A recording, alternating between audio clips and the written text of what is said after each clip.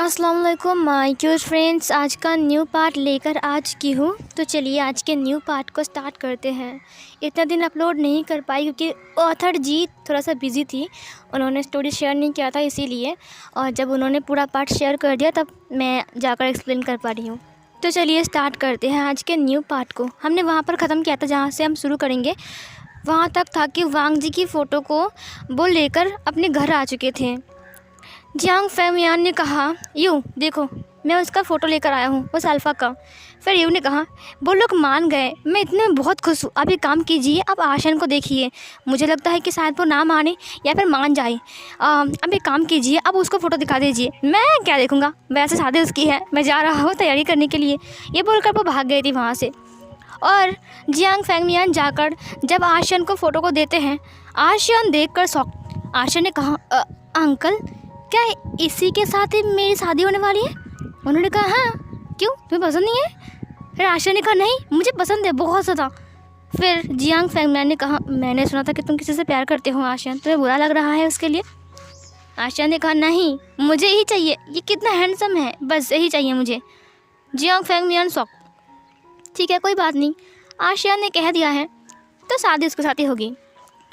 इधर जो वैन चिंग, Jiang Chang, जिन जी जुआन और यान ली को पता चला कि जिसके साथ शादी फिक्स हुई है वो और कोई नहीं लान वांग जी है और उसकी फ़ोटो अभी तक मैडम यू नहीं देखी है।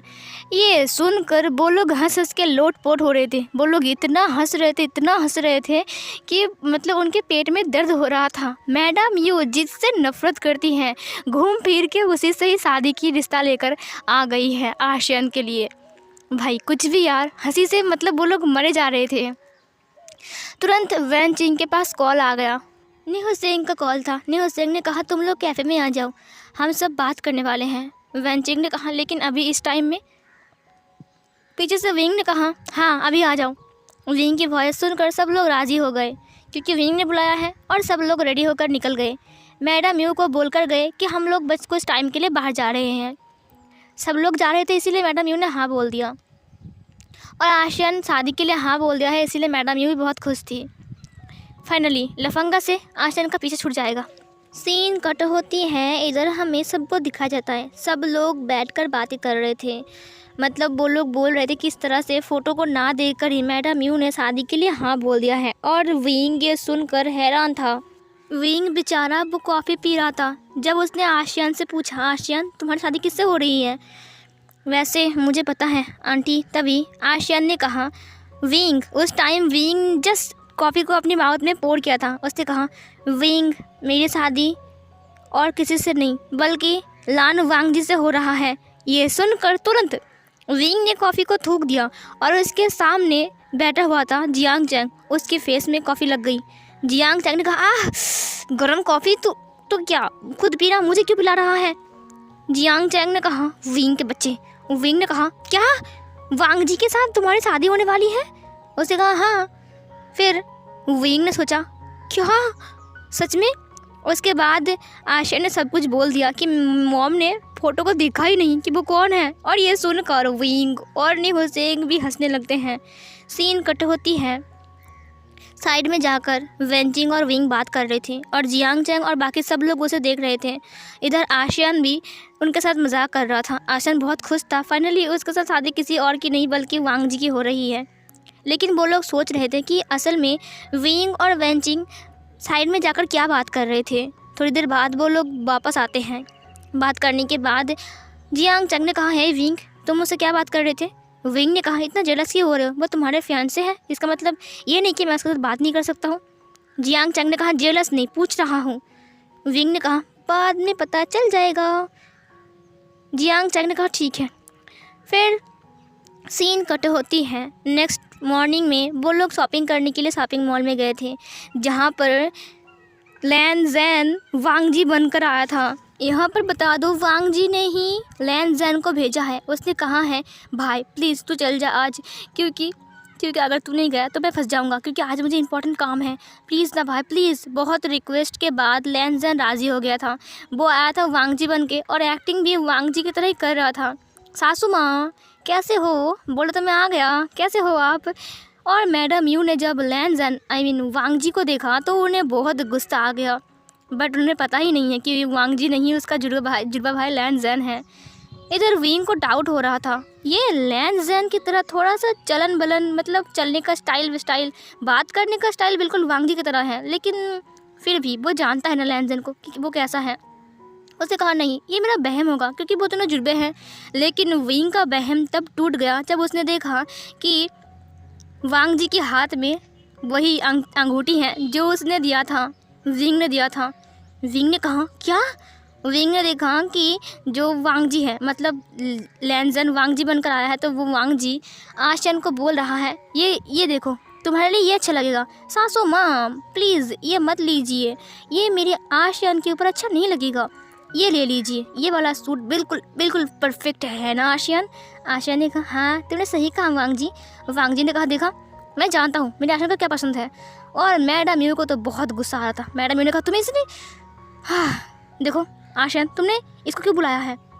आशियन ने कहा मैंने नहीं बुलाया है मम्मा, मैंने बस कहा था कि हम शॉपिंग करने जा रहे थे, मुझे क्या पता कि ये आ जाएगा। वैसे तुमने अच्छा ही किया कर वांग जी। तभी वहाँ पर विंग आ गया। विंग ने कहा हाँ हेलो वांग जी, तुम्हारा नाम वांग जी है ना? फिर लैनज़न ने विंग को देखा, उसने कहा हाँ वांग जी है। लैनज़न ने कहा यस, इसने मुझे पहचाना नहीं है, इसको उल्लू बनाना बहुत आसान है। तभी लैनज़न ने कहा हाँ मैं वांग जी हूँ। हेलो विंग, तुम आशियन का भाई हो ना? विंग ने कहा हाँ। उसके बाद मैडम यू ने कहा इस लफंगा से बात मत करो। विंग ने कहा सुनो वांग जी मेरे साथ ज़रा साइड में आओगे, तुमसे कुछ ज़रूरी बात करनी है। फिर वांग जी ने कहा हाँ ज़रूर। उसके बाद वांग जी साइड में आ गया। तुरंत विंग ने उसके हाथ को मरोड़ते हुए कहा क्या क्या क्या नाटक कर रहे तुम अभी? वांग जी ने कहा विंग दर्द हो रहा है, क्या कर रहे हो तुम, क्या कर रहे हो? विंग ने कहा वांग जी बनकर आए हो तुम, अपना वांग जी बन के आए हो? लैनज़न ने कहा विंग ये क्या मजाक है? हाँ मैं वांग जी हूँ, तुम्हें दिखाई नहीं देता? विंग ने कहा तुम सबको उल्लू बना सकते हो लेकिन मुझे नहीं, समझे लानजान? तभी वांग जी ने कहा नहीं मैं तो वांग जी हूँ, लानजान नहीं हूँ मैं। फिर उसने कहा तुम लानजान हो और ये क्या है? ये मेरा अंगूठी है जो मैंने तुम्हें दिया था। तभी लानजान ने उसके मुंह को पकड़ते हुए कहा विंग चुप हो जाओ, मत चिल्लाओ, अभी तुम्हारी आंटी को सुनाई देगा तो मुझे भर्ता बनाकर ऐसे भगा देगी। देखो मुझे वांग जी ने भेजा है, ठीक है? वैसे तुम चिंता मत करो, मैं चला जाऊँगा, ठीक है? मैं कोई सिंकेट नहीं करूँगा। हाँ ही मैं बहुत अच्छा हूँ ना? विंग ने कहा हाँ ठीक है। वैसे तुम क्या करने आए हो? लैनज़न ने सब कुछ बोल दिया। विंग ने कहा ठीक है लेकिन तुम? लैनज़न ने कहा हाँ मुझे पता है, मैं कुछ नहीं करूँगा, ठीक है? और फिर ये बोलकर वो चला गया, वो आशियन के पास चला गया। वैसे वो आशियन को दिखा रहा था ये लो ये लो ये लो। अब ना विंग को पता है कि वो एक्टिंग कर रहा है, इसीलिए विंग को गुस्सा तो नहीं आ रहा था, लेकिन विंग को बुरा भी लग रहा था कि आशियन के साथ क्यों मेरे साथ घूमो ना। उसे गुस्सा भी आ रहा था। उसे देखा कि वैन चाओ एक सूट को देख रहा है और वो खोया सा था। फिर विंग को याद आया मुझे तो एक काम करना है। उसने कहा हे वैन चाओ ने कहा विंग ने उसके हाथ को पकड़ लिया। इधर जो लानजान था वो मैडम यू को देखते हुए कहा सासू माँ ये मेरी आशियन के लिए बिल्कुल परफेक्ट है ना आशियन? आशियन ने कहा हाँ मुझे अच्छा लगा ये वांग जी ने कहा रुको आशियन। उसके बाद वांग जी ने फ़ोटो खींच लिया। फिर आशियन ने कहा तुमने फ़ोटो क्यों खींचा? वांग जी ने कहा बस ऐसे ही, इसे रखूँगा ना यादगार बनाकर। उसके बाद उसने वांग जी को सेंड कर दिया। लैनज़न ने कहा भाई बता कौन सा लूँ, देख के यहाँ पर बहुत सारा है। फिर वांग जी ने उसे सिलेक्ट करके दिया ये वाला ले। फिर वांग जी मतलब लैनज़न वहाँ पर आ गया। उसने कहा आशियन तुम ये वाला ले लो। फिर आशियन ने कहा वाओ ये बहुत खूबसूरत है लेकिन ये बहुत कीमती भी है। फिर वांग जी ने कहा चिंता क्यों कर रहे हो, मैं तुम्हारा जानू हूँ, तुम्हारा हब्बी हूँ, मेरे पास बहुत सारा पैसा है, तुम ले लो ना जानू। फिर आशियन ने कहा ठीक है। और मैडम यू को तो बहुत गुस्सा आ रहा था। मैडम यू ने आशियन के हाथ को पकड़ते हुए कहा आशियन। आशियन ने कहा क्या हुआ मॉम? फिर मैडम यू ने कहा मेरे साथ चलो। आशियन ने कहा मैं यहाँ पर ले रहा हूँ ना सूट। और मैडम यू को बहुत गुस्सा आ रहा था जब आशियन ने उनके हाथ को छोड़ दिया। उसके बाद वो वांग जी के पास चला गया और मैडम यू का खून खौफ रहा था। और लैनज़न बार बार मैडम यू को तंग कर रहा था, बिल्कुल वांग जी की तरह। इतना तंग कर रहा था उनकी नाक में दम कर रहा था। और मैडम यू को बहुत ज़्यादा गुस्सा आ रहा था। इधर उसने देखा कि विंग ने वैन चाओ के हाथ को पकड़ते हुए एक रूम के अंदर लेकर चला गया। लैनज़न ने कहा ये क्या हो रहा है? और फिर ये बोलकर वो पीछे चला गया। उसने कहा आशियन तुम इन्हें पैक करवा लो और तुम्हें कौन सा ज्वेलरी चाहिए देख लो, मैं पेमेंट कर दूँगा, ठीक है, तुम ले लो, ठीक है। फिर आशा ने कहा ठीक है, मैं ज्वेलरी देख रहा हूँ, वैसे ये वाला सूट मैंने पैक कर लिया। फिर वांग जी ने कहा हाँ ठीक है, मैं भी आता हूँ, ठीक है। और फिर वांग जी लैन जैन बनकर उस रूम के अंदर चला गया। उसने देखा कि जो ड्रेस विंग देख रहा है वो और कुछ नहीं बल्कि गाउन है। गाउन लड़कियाँ पहनती हैं, विंग क्यों देख रहा है। विंग ने कहा वैन चाओ, मुझे ये वाला चाहिए। वैन चाओ ने कहा विंग तुम गाउन क्यों लोगे, तुम एक ओमेगा हो लेकिन तुम मेल हो ना, तुम्हें तो सूट पहनना चाहिए। विंग ने कहा नहीं, मुझे गाउन चाहिए, मैं गाउन लूँगा, वो भी वेल वाला। ये सुनकर वैन चाओ ने कहा वेल वाला गाउन तुम लोगे। फिर विंग ने कहा क्यों, तुम्हें कोई प्रॉब्लम है। वैन चाओ ने कहा नहीं। जहाँ पर डायमंड से डिज़ाइन किया गया एक गाउन को विंग ने चूज़ किया और उसका कीमत बहुत ज़्यादा ही था क्योंकि उसमें डायमंड जो थे। लैन जैन ने कहा तुम डायमंड से बने हुए ऐसे ले रहे हो। विंग ने कहा तुम्हें इससे क्या प्रॉब्लम हो रही है, तुम बिल दे रहे हो।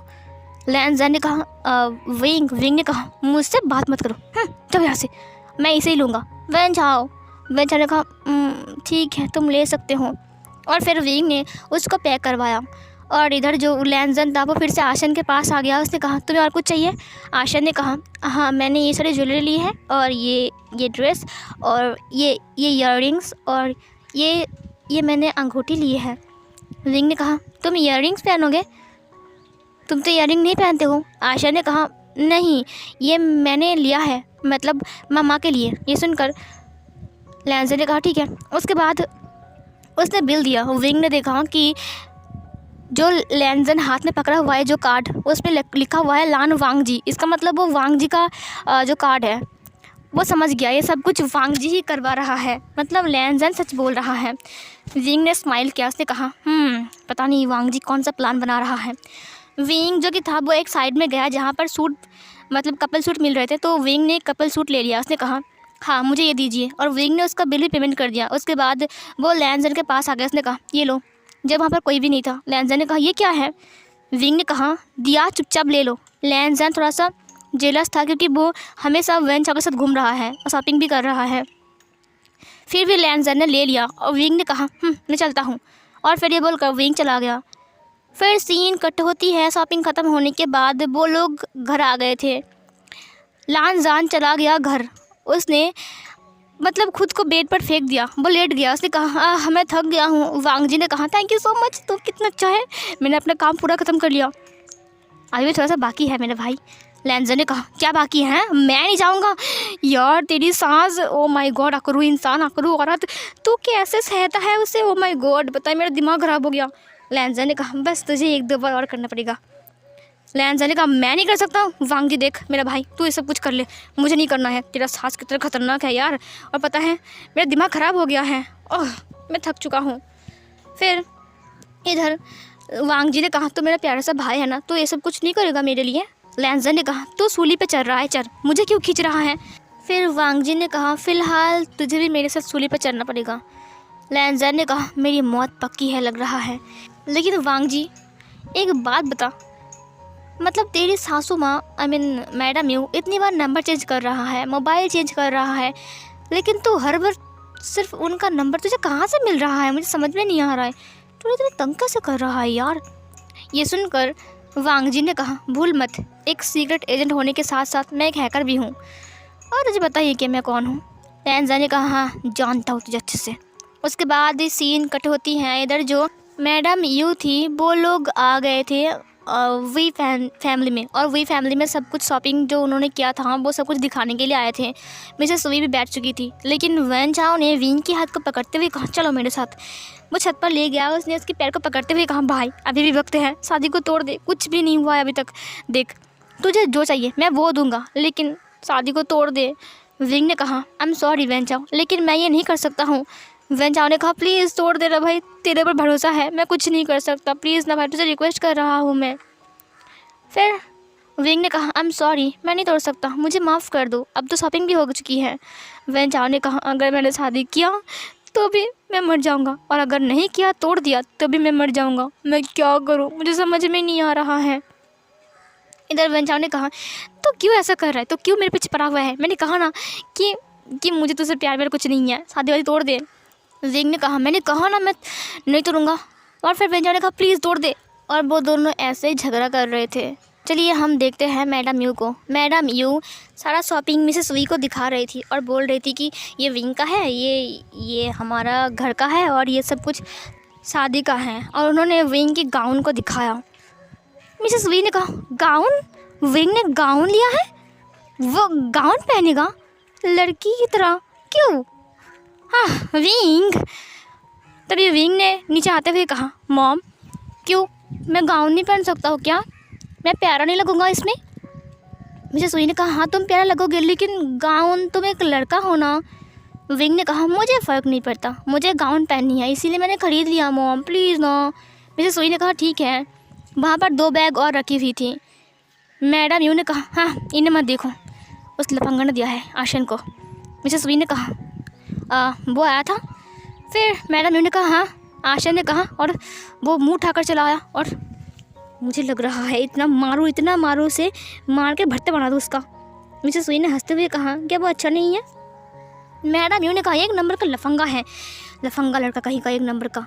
सीन कट होती हैं। कुछ दिन ऐसे ही बीत रहे थे।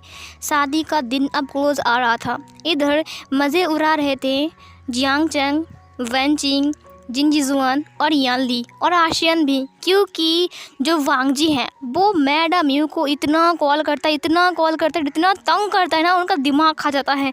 और मैडम यू चिल्ला चिल्ला कर बात करती है, पूरे मेंशन में गूंजती है। और ये सुनकर वो सब लोग हंस हंस के पागल हो जाते हैं।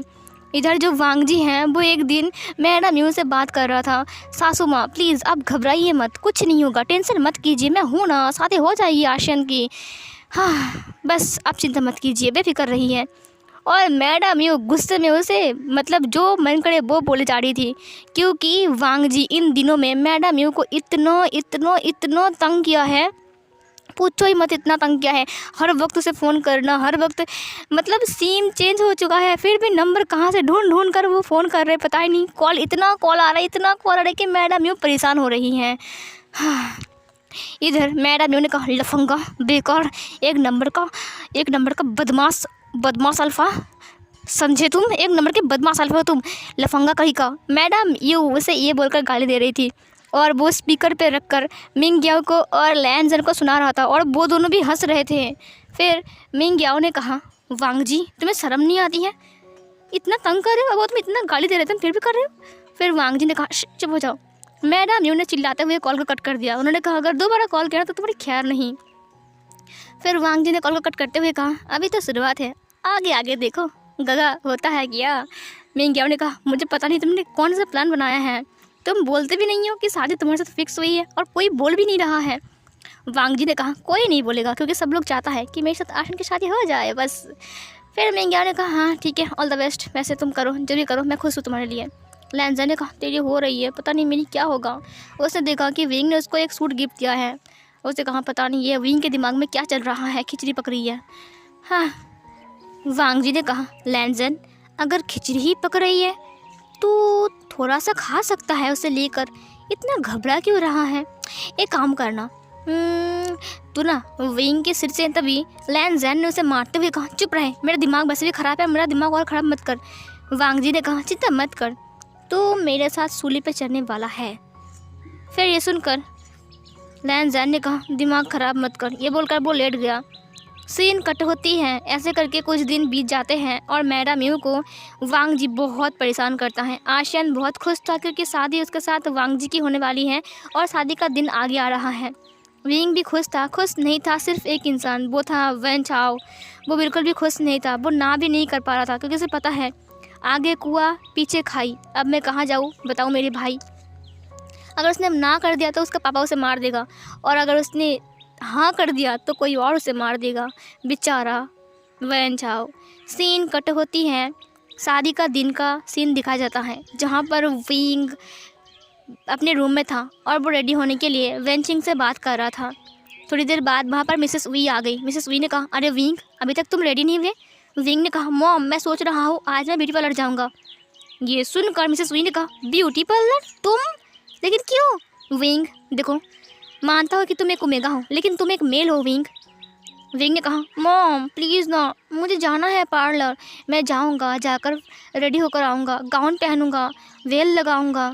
मिसेस वी ने कहा, अच्छा तो तुम जियांग चैन को लेकर जाओ। विंग ने कहा नहीं, मैं वैन चिंग को लेकर जाऊंगा, मैं किसी को नहीं ले जाऊंगा। फिर ये सुनकर मिसेस विंग ने कहा लेकिन तुम वैन चिंग को क्यों ले जाओगे, वैन चिंग हमारे घर का मेहमान है। विंग ने कहा तो क्या हुआ, मैं जाऊंगा, फटाक से आ जाऊंगा। ये सुनकर मिसेस विंग ने कहा ठीक है वैन चिंग, तुम वैन चाओ की बहन हो तो फिर तुम ही जाओ। फिर वैन चिंग ने कहा ठीक है आंटी, मैं इसे लेकर जाऊंगा। उसके बाद वो दोनों नीचे आ गई। विंग ने कहा है वैन चिंग, वो तुम्हारे पास है ना, तुमने ठीक से रखा है ना। फिर वैन चिंग ने कहा हाँ मैंने संभाल कर रखा है, वो मेरे पास है, तुम चिंता मत करो। विंग ने कहा यस, चलो अब चलते चलते हैं। उसके बाद वो दोनों निकल गए। सो गाइस, ऑथर ने बस यहीं तक ही बताया है मुझे। नेक्स्ट पार्ट में देखते हैं कि ऑथर क्या क्या करने वाली है। वैसे मज़ा बहुत आ रहा है एफएफ में, है ना, क्योंकि ऑथर इतना प्यारा है तो मज़ा तो आएगा ही ना। तो देखते हैं कि ऑथर अब क्या न्यू ट्विस्ट लाने वाली है इस एफएफ में। और हाँ, थैंक यू ज़रूर बोलना ऑथर को, और रिक्वेस्ट करना कि जल्दी ही वो अपना न्यू पार्ट लेकर आ जाए ताकि मैं एक्सप्लेन कर पाऊँ। तो गाइस मिलते हैं एक और न्यू पार्ट में, तब तक के लिए बाय बाय।